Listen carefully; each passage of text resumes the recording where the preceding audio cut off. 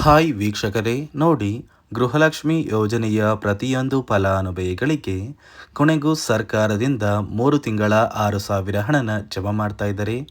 ನಾಳೆ ಸೆಪ್ಟೆಂಬರ್ 15 ಅಂದರೆ ಸೋಮವಾರದಿಂದ ಕರ್ನಾಟಕದ 26 ಜಿಲ್ಲೆಗಳ ಪ್ರತಿಯೊಂದು ಫಲಾನುಭವಿಗಳಿಗೆ ಗೃಹಲಕ್ಷ್ಮಿ ಯೋಜನೆಯ 22ನೇ ಕಂತಿನ ಹಣ ಮತ್ತು 22ನೇ ಕಂತಿನ ಹಣ ಹಾಗೂ ಪೆಂಡಿಂಗ್ ಇರುವಂತಹ 21ನೇ ಕಂತಿನ ಹಣ ಒಟ್ಟು 3 ತಿಂಗಳ 6,000 ಹಣನ ಕರ್ನಾಟಕದ 26 ಜಿಲ್ಲೆಗಳಿಗೆ 3 ಹಂತಗಳಲ್ಲಿ ಸರ್ಕಾರ ಜಮಾ ಮಾಡ್ತಾ ಇದೆ. ಅದೇ ರೀತಿ ರೇಷನ್ ಕಾರ್ಡ್ ಹೊಂದಿರುವಂತಹ ಪ್ರತಿಯೊಂದು ಫಲಾನುಭವಿಗಳಿಗೆ ಸರ್ಕಾರದಿಂದ ಒಂದು ಬಿಗ್ ಶಾಕಿಂಗ್ ನ್ಯೂಸ್ನ ಕೊಟ್ಟಿದ್ದು, 2,15,000ಕ್ಕಿಂತ ಹೆಚ್ಚು ಫಲಾನುಭವಿಗಳ ಒಂದು ರೇಷನ್ ಕಾರ್ಡ್ನ ಸರ್ಕಾರ ಕ್ಯಾನ್ಸಲ್ ಮಾಡಿದೆ. ಹಾಗಾದರೆ ಬನ್ನಿ ವೀಕ್ಷಕರೇ, ಸರ್ಕಾರದಿಂದ ಬಂದಿರುವಂತಹ ಈ ಒಂದು ಮಾಹಿತಿ ಏನು ಅಂತ ನಾನು ನಿಮಗೆ ತಿಳಿಸ್ಕೊಡ್ತಾ ಇದ್ದೀನಿ.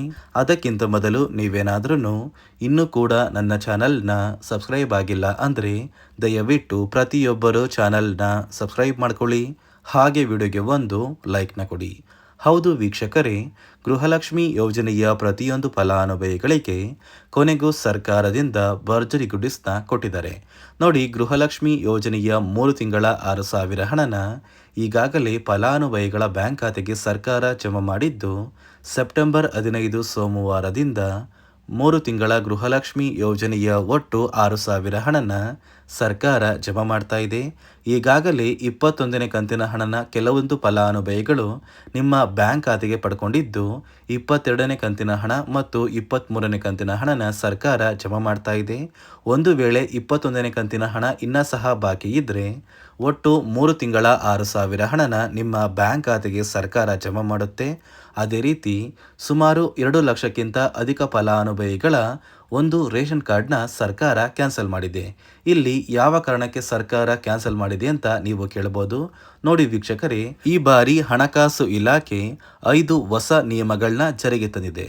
ಈ ನಿಯಮಗಳ ಪ್ರಕಾರ ಪ್ರತಿಯೊಂದು ಫಲಾನುಭವಿಗಳ ಒಂದು ದಾಖಲಾತಿಗಳನ್ನ ಹಣಕಾಸು ಇಲಾಖೆ ಚೆಕ್ ಮಾಡಿ ಯಾರೆಲ್ಲ ಫಲಾನುಭವಿಗಳು ಈ ಹೊಸ ನಿಯಮಗಳನ್ನ ಪಾಲಿಸಿಲ್ಲ ಅಂತಹ ಫಲಾನುಭವಿಗಳ ಒಂದು ರೇಷನ್ ಕಾರ್ಡ್ನ ಕ್ಯಾನ್ಸಲ್ ಮಾಡಿ ಸರ್ಕಾರದಿಂದ ಸಿಗುವಂತಹ ಪ್ರತಿಯೊಂದು ಸೌಲಭ್ಯಗಳನ್ನ ಈ ಒಂದು ಫಲಾನುಭವಿಗಳಿಗೆ ಸರ್ಕಾರ ಕ್ಯಾನ್ಸಲ್ ಮಾಡ್ತಾ ಇದ್ದು, ನೋಡಿ ವೀಕ್ಷಕರೇ, ಗೃಹಲಕ್ಷ್ಮಿ ಯೋಜನೆಯ ಹಣ ಕೂಡ ಈ ಒಂದು ಗಳಿಗೆ ಕ್ಯಾನ್ಸಲ್ ಆಗಿದೆ. ಹಾಗಾದರೆ ಬನ್ನಿ ವೀಕ್ಷಕರೇ, ಸರ್ಕಾರ ಜಾರಿಗೆ ತಂದಿರುವ ಆ 5 ನಿಯಮಗಳು ಏನು ಮತ್ತು ಯಾವ ಜಿಲ್ಲೆಯ ಯಾವ ಫಲಾನುಭವಿಗಳಿಗೆ ಹಣ ಜಮಾ ಆಗ್ತಾ ಇದೆ ಮತ್ತು ಯಾವ ಫಲಾನುಭವಿಗಳಿಗೆ ಕ್ಯಾನ್ಸಲ್ ಆಗಿದೆ ಅಂತ ನಾನು ನಿಮಗೆ ತಿಳಿಸ್ಕೊಡ್ತಾ ಇದ್ದೀನಿ. ಅದಕ್ಕಿಂತ ಮೊದಲು ನಾಳೆ ಸೋಮವಾರ ಸೆಪ್ಟೆಂಬರ್ 15ರಂದು ಕರ್ನಾಟಕದ ಯಾವ 26 ಜಿಲ್ಲೆಗಳಿಗೆ 3 ಹಂತಗಳಲ್ಲಿ ಗೃಹಲಕ್ಷ್ಮಿ ಯೋಜನೆಯ 3 ತಿಂಗಳ 6,000 ಹಣನ ಸರ್ಕಾರ ಜಮಾ ಮಾಡ್ತಾ ಇದೆ ಅಂದರೆ ನೋಡಿ ಸ್ನೇಹಿತರೆ, ಮೊದಲ ಹಂತದಲ್ಲಿ ಬಾಗಲಕೋಟೆ, ಬೆಂಗಳೂರು ನಗರ, ಬೆಂಗಳೂರು ಗ್ರಾಮಾಂತರ, ಬೆಳಗಾವಿ, ವಿಜಯಪುರ, ರಾಮನಗರ, ಧಾರವಾಡ, ಗದಗ, ಹಾವೇರಿ ಮತ್ತು ಉತ್ತರ ಕನ್ನಡ ಈ ಜಿಲ್ಲೆಗಳ ಪ್ರತಿಯೊಂದು ಫಲಾನುಭವಿಗಳಿಗೆ ಸರ್ಕಾರ ಮೊದಲ ಹಂತದಲ್ಲಿ 3 ತಿಂಗಳ 6,000 ಹಣನ ಜಮಾ ಮಾಡ್ತಾ ಇದೆ.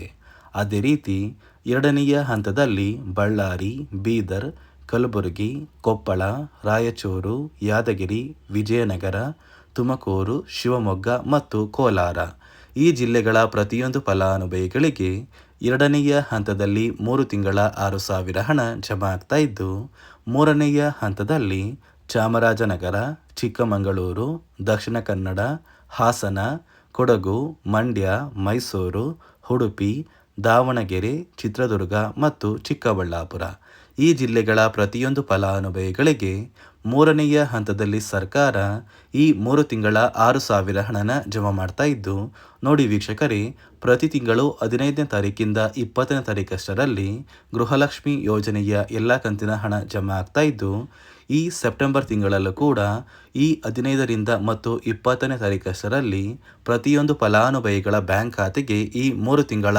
6,000 ಹಣ ಜಮಾ ಆಗುತ್ತೆ. ನೋಡಿ ಸ್ನೇಹಿತರೆ, ಈ ಬಾರಿ ಸುಮಾರು 1 ಲಕ್ಷಕ್ಕಿಂತ ಅಧಿಕ ಫಲಾನುಭವಿಗಳ ಬ್ಯಾಂಕ್ ಖಾತೆಗೆ ಸರ್ಕಾರ ಗೃಹಲಕ್ಷ್ಮಿ ಯೋಜನೆಯ ಹಣನ ಜಮಾ ಮಾಡ್ತಾ ಇಲ್ಲ. ಕಾರಣ ಏನು ಅಂದರೆ, ನಿಮ್ಮ ಬ್ಯಾಂಕ್ ಖಾತೆಗೆ ಡೆಬಿಟ್ ಮೂಲಕ ಹಣ ಜಮಾ ಮಾಡುವಂತಹ ಸಂದರ್ಭದಲ್ಲಿ ಸರ್ಕಾರ ಸಾಕಷ್ಟು ಫಲಾನುಭವಿಗಳ ಒಂದು ಬ್ಯಾಂಕ್ ಖಾತೆಗೆ ಹಣ ಜಮಾ ಮಾಡೋದನ್ನು ಕ್ಯಾನ್ಸಲ್ ಮಾಡಿದೆ. ಯಾಕಂದರೆ ಇತ್ತೀಚೆಗೆ ಹಣಕಾಸು ಇಲಾಖೆ ಜಾರಿಗೆ ತಂದಿರುವ 5 ನಿಯಮಗಳ ಆಧಾರದ ಮೇಲೆ ಪ್ರತಿಯೊಂದು ಫಲಾನುಭವಿಗಳಿಗೆ ಸರ್ಕಾರ ಈ ಒಂದು ಹಣನ ಜಮಾ ಮಾಡ್ತಾ ಇದ್ದು, ಯಾರೆಲ್ಲ ಫಲಾನುಭವಿಗಳು ಈ ನಿಯಮಗಳನ್ನ ಪಾಲಿಸಿಲ್ಲ, ನಿಮ್ಮ ಬ್ಯಾಂಕ್ ಖಾತೆಗೂ ಕೂಡ ಹಣ ಜಮಾ ಆಗೋದಿಲ್ಲ. ಹಾಗಾದರೆ ಬನ್ನಿ ಸ್ನೇಹಿತರೆ, ಸರ್ಕಾರ ಜಾರಿಗೆ ತಂದಿರುವ ಆ 5 ಹೊಸ ನಿಯಮಗಳು ಏನು ಅಂತ ನಾನು ನಿಮಗೆ ತಿಳಿಸ್ಕೊಡ್ತಾ ಇದ್ದೀನಿ. ನೋಡಿ ಸ್ನೇಹಿತರೆ, ಮೊದಲನೆಯ ಒಂದು ನಿಯಮ ಬಂದು, ಸಾಕಷ್ಟು ಫಲಾನುಭವಿಗಳು ಹೊಂದಿರುವಂತಹ ಒಂದು ರೇಷನ್ ಕಾರ್ಡ್ ಏನಿದೆ, ಆ ಒಂದು ರೇಷನ್ ಕಾರ್ಡ್ನ ಮನೆಯ ಸದಸ್ಯರ ಪ್ರತಿಯೊಬ್ಬರ ಒಂದು ಆಧಾರ್ ಕಾರ್ಡ್ನ ನಿಮ್ಮ ರೇಷನ್ ಕಾರ್ಡ್ಗೆ ಕಡ್ಡಾಯವಾಗಿ ಲಿಂಕ್ ಮಾಡಿಸ್ಬೇಕು. ಅಂದರೆ ಈ ಒಂದು ಲಿಂಕ್ ಮಾಡಿಸುವಂತಹ ಒಂದು ಪ್ರೊಸೀಜರ್ಗೆ ಸರ್ಕಾರ KYC ಅಂತ ಕರೀತಾರೆ. ನಿಮ್ಮ ರೇಷನ್ ಕಾರ್ಡ್ಗೆ ಇನ್ನೂ ಸಹ KYC ಆಗಿಲ್ಲ ಅಂದರೆ ನಿಮ್ಮ ಬ್ಯಾಂಕ್ ಖಾತೆಗೆ ಸರ್ಕಾರ ಮುಂದಿನ ದಿನಗಳಲ್ಲಿ ಗೃಹಲಕ್ಷ್ಮಿ ಯೋಜನೆಯ ಹಣನ ಕ್ಯಾನ್ಸಲ್ ಮಾಡುತ್ತೆ. ಅದೇ ರೀತಿ ಎರಡನೆಯ ಒಂದು ನಿಯಮ ಬಂದು, ಸಾಕಷ್ಟು ಫಲಾನುಭವಿಗಳು ಕಳೆದ 3 ತಿಂಗಳಿಂದ ಸರ್ಕಾರದಿಂದ ಬರ್ತಾ ಇರುವಂತಹ ಒಂದು ರೇಷನ್ ಏನಿದೆ, ಅಂದರೆ ಉಚಿತ ಅಕ್ಕಿ ಏನಿದೆ, ಈ ಒಂದು ರೇಷನ್ನ ಪಡ್ಕೋತಾ ಇಲ್ಲ. ಒಂದು ವೇಳೆ ಕಳೆದ 3 ತಿಂಗಳಿಂದ ನೀವು ರೇಷನ್ನ ಪಡ್ಕೊಂಡಿಲ್ಲ ಅಂದರೆ ಸರ್ಕಾರ ನಿಮ್ಮ ಬಳಿ ಇರುವಂತಹ ಒಂದು ರೇಷನ್ ಕಾರ್ಡ್ನ ಕ್ಯಾನ್ಸಲ್ ಮಾಡುತ್ತೆ. ನಿಮ್ಮ ರೇಷನ್ ಕಾರ್ಡ್ನ ಸರ್ಕಾರ ಕ್ಯಾನ್ಸಲ್ ಮಾಡಿದರೆ ನಿಮ್ಮ ಬ್ಯಾಂಕ್ ಖಾತೆಗೆ ಗೃಹಲಕ್ಷ್ಮಿ ಯೋಜನೆಯ ಹಣ ಇರ್ಬೋದು ಮತ್ತು ಸರ್ಕಾರದಿಂದ ಬರುವಂತಹ ಒಂದು ಸೌಲಭ್ಯಗಳನ್ನ ನೀವು ಕಳ್ಕೋಬೇಕಾಗುತ್ತೆ. ಅದೇ ರೀತಿ ಮೂರನೆಯ ಒಂದು ನಿಯಮ ಬಂದು, ನೋಡಿ ಸ್ನೇಹಿತರೆ, ನಿಮ್ಮ ಬಳಿ ಇರುವಂತಹ ಒಂದು ಆಧಾರ್ ಕಾರ್ಡ್ ಏನಿದೆ, ಆ ಒಂದು ಆಧಾರ್ ಕಾರ್ಡ್ನ ಕಳೆದ 15 ವರ್ಷಗಳಲ್ಲಿ ನೀವು ಯಾವುದೇ ರೀತಿಯ ಒಂದು ತಿದ್ದುಪಡಿನ ಮಾಡಿಸಿಲ್ಲ ಅಂದರೆ ನಿಮ್ಮ ಬ್ಯಾಂಕ್ ಖಾತೆಗೆ ಸರ್ಕಾರ ಗೃಹಲಕ್ಷ್ಮಿ ಯೋಜನೆಯ ಹಣನ ಕ್ಯಾನ್ಸಲ್ ಮಾಡುತ್ತೆ.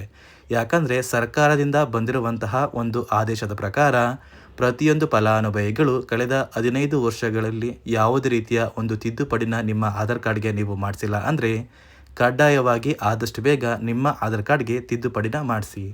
ಅದೇ ರೀತಿ ನಾಲ್ಕನೆಯ ಒಂದು ನಿಯಮ ಬಂದು, ನಿಮ್ಮ ಕುಟುಂಬದ ಒಂದು ವಾರ್ಷಿಕ ಆದಾಯ 7 ಲಕ್ಷಕ್ಕಿಂತ ಕಡಿಮೆ ಇರಬೇಕು. ಒಂದು ವೇಳೆ ನಿಮ್ಮ ಕುಟುಂಬದ ವಾರ್ಷಿಕ ಆದಾಯ 7 ಲಕ್ಷಕ್ಕಿಂತ ಜಾಸ್ತಿ ಇದ್ದರೆ ನಿಮ್ಮ ಬ್ಯಾಂಕ್ ಖಾತೆಗೆ ಸರ್ಕಾರ ಗೃಹಲಕ್ಷ್ಮಿ ಯೋಜನೆಯ ಹಣನ ಕ್ಯಾನ್ಸಲ್ ಮಾಡುತ್ತೆ. ಅದೇ ರೀತಿ 5ನೆಯ ಒಂದು ನಿಯಮ ಬಂದು, ನಿಮ್ಮ ಕುಟುಂಬದ ಸದಸ್ಯರು ಅಥವಾ ಗೃಹಲಕ್ಷ್ಮಿ ಯೋಜನೆಯ ಫಲಾನುಭವಿಗಳು ಯಾರು ಕೂಡ ಸರ್ಕಾರಿ ನೌಕರರಾಗಿ ಕಾರ್ಯನಿರ್ವಹಿಸ್ತಾ ಇರಬಾರ್ದು. ಒಂದು ವೇಳೆ ನಿಮ್ಮ ಕುಟುಂಬದಲ್ಲಿ ಯಾರೇ ಆಗಿದ್ರೂ ಸರ್ಕಾರಿ ನೌಕರರಾಗಿ ಕಾರ್ಯನಿರ್ವಹಿಸ್ತಾ ಇದ್ದರೆ ನಿಮ್ಮ ಬ್ಯಾಂಕ್ ಖಾತೆಗೆ ಗೃಹಲಕ್ಷ್ಮಿ ಯೋಜನೆಯ ಹಣ ಕ್ಯಾನ್ಸಲ್ ಆಗುತ್ತೆ. ಈ 5 ನಿಯಮಗಳ ಆಧಾರದ ಮೇಲೆ ಪ್ರತಿಯೊಂದು ಫಲಾನುಭವಿಗಳಿಗೆ ಸರ್ಕಾರ ಹಣ ಜಮಾ ಮಾಡ್ತಾ ಇದೆ.